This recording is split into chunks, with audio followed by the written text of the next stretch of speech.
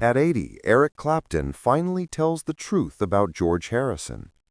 Eric Clapton was born Eric Patrick Clapton on March 30, 1945, in Ripley, Surrey, England. He was raised in a strange family situation. Clapton grew up thinking his grandparents were his parents and his mother was his sister.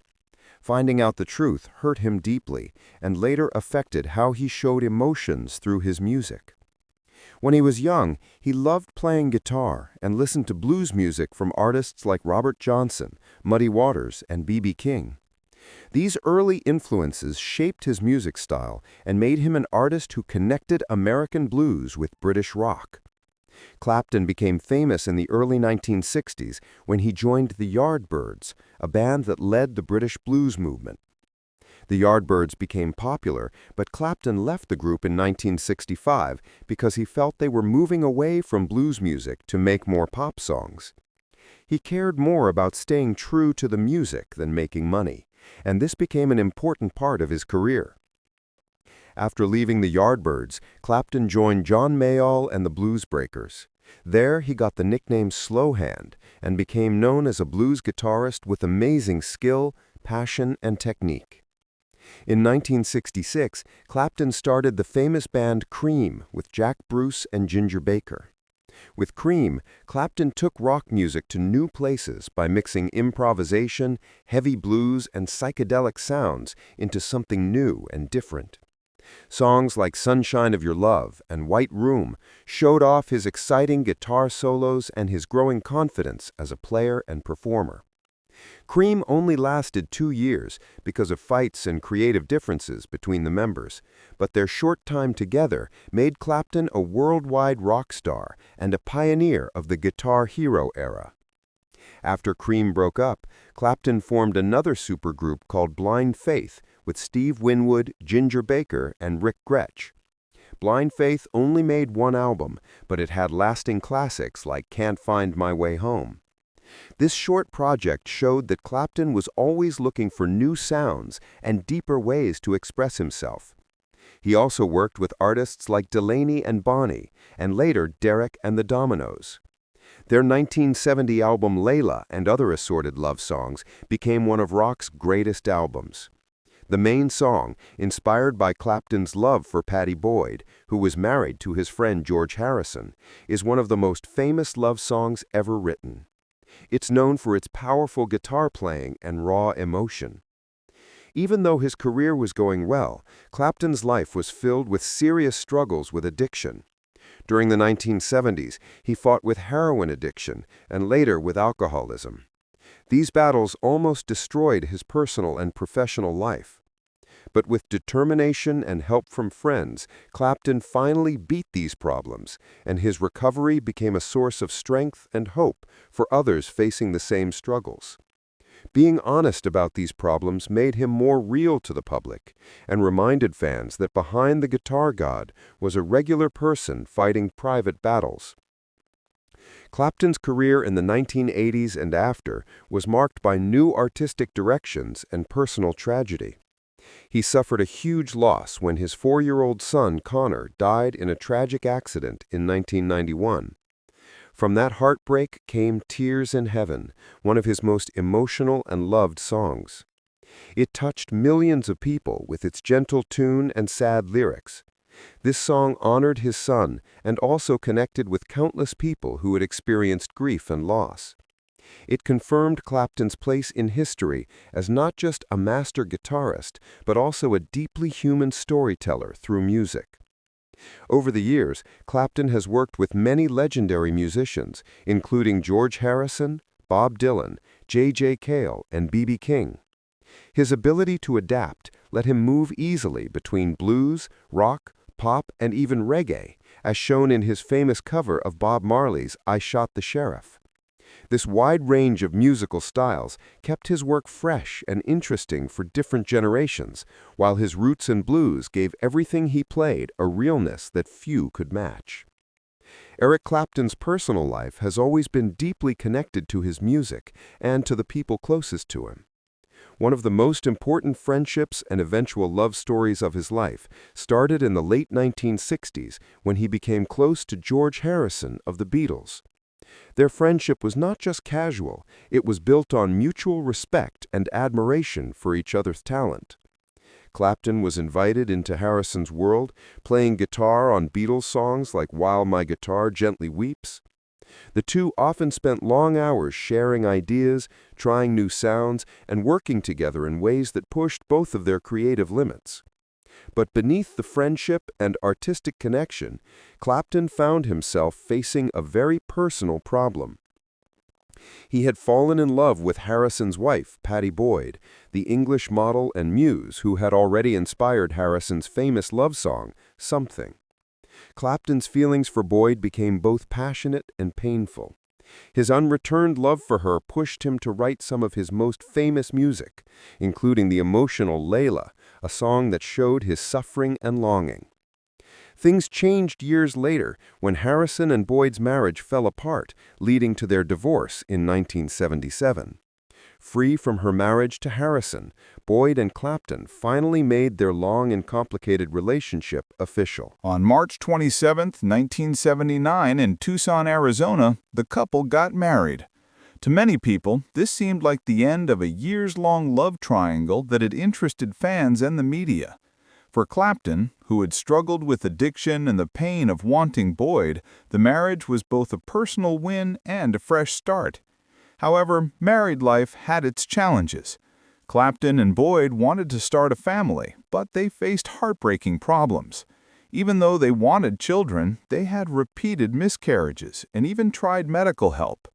In 1984, they tried in vitro fertilization, which was still a fairly new and emotionally hard process at the time. Sadly, these efforts also failed, leaving both Clapton and Boyd heartbroken and putting stress on their marriage because of their unfulfilled dreams of being parents. During this difficult time, Clapton made choices that would have serious results. He had an affair with Italian model and actress Lori Del Santo. From this relationship, a son was born. Connor Clapton was born on August 21, 1986, becoming a source of happiness in Clapton's otherwise complicated personal life. But the birth of Connor also crushed his marriage. When Boyd learned about Clapton's cheating and the existence of his child with Del Santo, she was heartbroken. The betrayal was too much to overcome, and the couple's marriage fell apart under the pressure. By 1989, Boyd and Clapton divorced, ending a marriage that had once been celebrated as the completion of one of rock music's most famous love stories. The tragedy in Clapton's life got even worse with the shocking and early death of his young son, Connor. On March 20, 1991, at just 4 years old, Connor fell from an open bedroom window on the 53rd floor of a Manhattan apartment building. It was a devastating accident that left Clapton heartbroken beyond words. The loss became a major moment in his life, shaping his music and his personal view forever. From this huge pain, Clapton turned his grief into one of the most emotional songs of his career, Tears in Heaven. It's a heartfelt song that expressed both the sadness of a grieving father and the hope of seeing his son again in the afterlife. The song connected with millions of people, becoming one of his most lasting works and a universal song about loss and healing. Years later, after going through so much heartbreak, Clapton found love again. In 1998, at the age of 53, he met Melliam McHenry, a 22-year-old administrative assistant at a party held in Columbus, Ohio, after one of his shows. Their connection was quiet and simple at first. The couple dated privately for a year before making their relationship public in 1999. Unlike his earlier high-profile relationships that were often filled with trouble and public attention, this partnership brought Clapton stability and peace. On January 1, 2002, they got married in a small ceremony at St. Mary Magdalene Church in Ripley, the same village where Clapton was born, connecting his new chapter of life to his roots. Together, they built the family Clapton had always wanted, raising 3 daughters who brought him joy and stability after years marked by trouble, loss, and change. At 80 years old, Eric Clapton has lived a life that few musicians could ever imagine, filled with amazing achievements, painful struggles, and legendary friendships. One of the most interesting and lasting connections in his story is the bond he shared with George Harrison of the Beatles. For decades, fans and biographers have wondered about their friendship, their rivalry, and the complicated love triangle involving Harrison's wife, Pattie Boyd. Now, in his later years, Clapton has finally spoken openly, thinking about the depth of that relationship and revealing truths that he kept private for much of his career. Clapton described Harrison not only as a bandmate in moments when their musical worlds overlapped, but as a kindred spirit. George was more than just a friend, Clapton admitted. He was like a brother to me, but at the same time, there was always this unspoken competition between us. Both men were guitarists with amazing ability, though with very different styles. Clapton was fiery, passionate, and blues-driven, and Harrison was melodic, subtle, and spiritually influenced. Despite those differences, their respect for each other was clear. Clapton remembered late-night jam sessions at Harrison's home where the two would trade guitar parts, laugh at their mistakes, and encourage each other to keep pushing forward. But their friendship was not without tension. The most famous strain came when Clapton fell deeply in love with Pattie Boyd, Harrison's wife. It was an open secret in rock circles, and Clapton never fully denied it. "I couldn't help how I felt," Clapton said. "I loved her with everything I had, and I think George knew it long before anyone else did." Clapton admitted that he has carried guilt for many years over how things happened. "George was hurt, and I knew it," he confessed. "But the incredible thing about him was that he forgave me.